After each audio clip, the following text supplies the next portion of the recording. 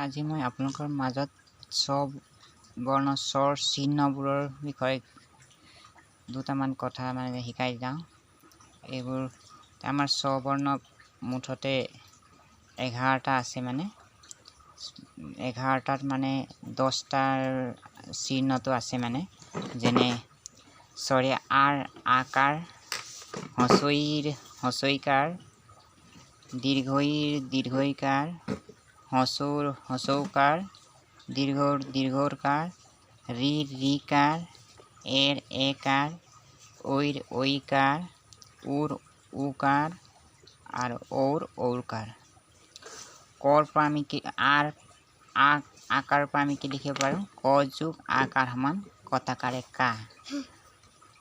হস্ৰইৰ পৰা কি লিখিব পাৰোঁ? ক যোগ হস্ৰইকাৰ সমান কত হস্ৰইকাৰে কি।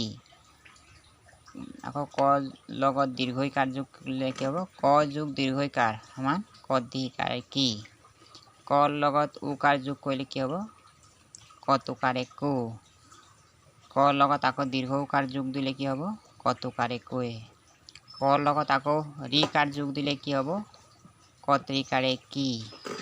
কৰ লগত আকৌ এ যোগ দিলে কি হ'ব? কত একাৰে কে। কৰ লগত আকৌ ঐকাৰ যোগ দিলে কি হ'ব? কত ঐকাৰে কৈ। কৰ লগত আকৌ উকাৰ যোগ দিলে কি হ'ব? কত উকাৰে কু। কৰ লগত আকৌ ঔকাৰ যোগ দিলে কি হ'ব? কত ঔকাৰে কৌ। এইকেইটা আপোনালোকে মনত ৰাখিলে আকাৰ এই স্বৰ চিহ্নবোৰ প্ৰায় কামতে খাটে আৰু ছাত্ৰ ছাত্ৰীৰ কাৰণে বহুত গুৰুত্বপূৰ্ণ।